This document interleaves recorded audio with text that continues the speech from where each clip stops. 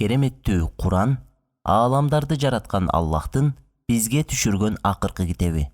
Жана бул китептин мазмунунда адам баласы эки дүйнөдө бактылуу болуш үчүн эмне керек болсо, ошонун баардыгы баяндалган.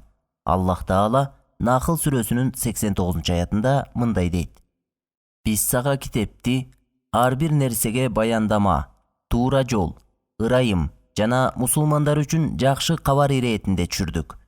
Куран бул Аллахтын сөзү. Жана жаратуучубуз бизге бул китепти аяттарына ой жүгүртүп, туура жолго жетектөө катары колдонушубуз үчүн түшүргөн. Саат сүрөсүнүн 29-аятында айтылгандай, биз сага бул берекелүү Куран китепти анын аяттарына акылдуу адамдар түшүнүп окушу жана андан акыл насаат алышы үчүн түшүрдүк. Бирок туура түшүнүп, туура ой жүгүртүү үчүн мусулмандар түшүндүрмөнү туура булактан окуп үйрөнүүсү зарыл. Анткени баардык жааматтар бир эле Куранды окуганы менен ар кимиси ар кандай түшүндүрмө жасагандыгы себептүү кайчы пикирлер жана бөлүнүүлөр пайда болгон. Андыктан ушундай бөлүнүү жана пикир келишпестикке жол бербеш үчүн абалкы мусулмандардан бүгүнкү күнгө чейин мурасталган тафсирлерге кайрылуу керек. Тафсир деген сөздүн мааниси араб тилиндеги фасара деген уңгудан келип чыгат.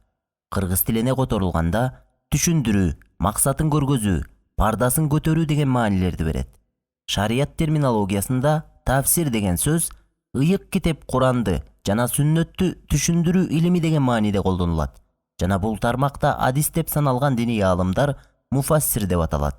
Куранды эң жакшы түшүндүрүүчү бул пайгамбарыбыз Мухаммад, ага Аллахтын салам салаваттары болсун. Андан кийин пайгамбардын оозунан өз кулактары менен уккан анын сахабалары. Сахабалардын арасынан тафсир илиминде өзгөчөлөнгөндөр Ибн Аббас, Али ибн Абу Талиб, Ибн Масуд, Убай ибн Кааб жана башкалар. Тафсир илиминдеги адис аалымдардын бири Ибн Касир айткандай, тафсир 4 түрдө болот. Биринчиси Куранды Куран тафсир кылат. Башкача айтканда, бир аяттын маанисин экинчи аят түшүндүрүп берет.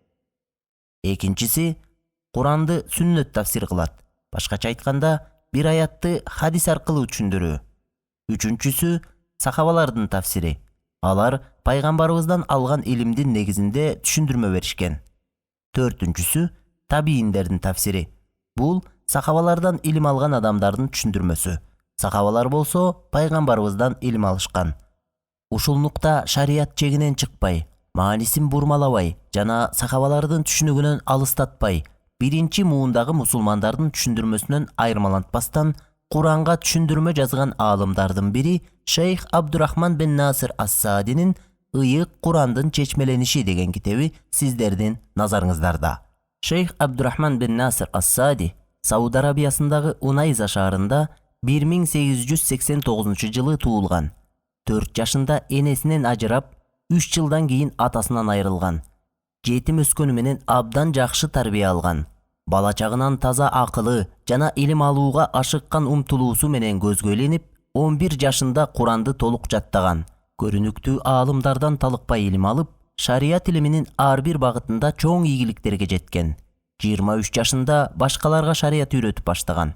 Анын кол алдында илим алган көрүнүктүү аалымдардын тизмегинде Сауд Арабиясынын эң чоң аалымдарынын бири Мухаммад ибн Солих аль-Усеймин.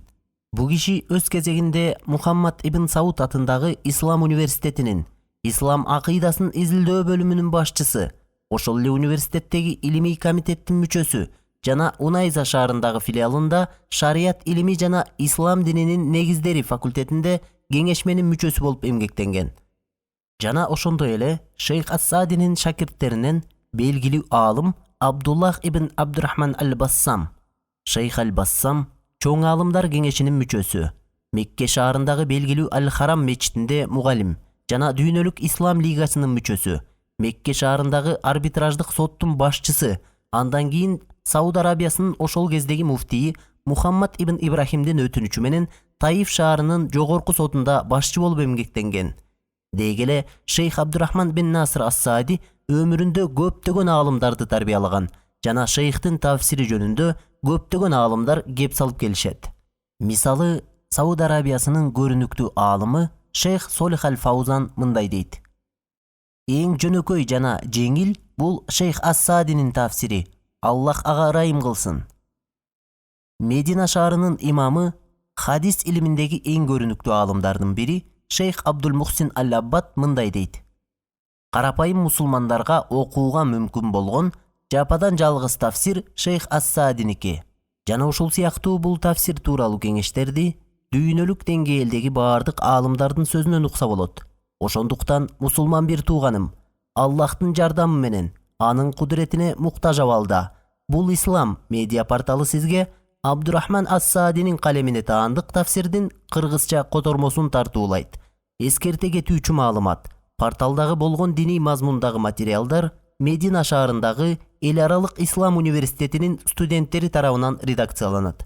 Ал эми ыйык Курандын котормосу болсо, Сауд Арабиясындагы Медина шаарында жайгашкан Падыша Фахд атындагы Куран басмаканасында Ислам министрлигинин жетекчилиги астында 2013-жылы басылып чыккан ыйык Куран аяттарынын маанилери кыргыз тилинде деген китептен алынды.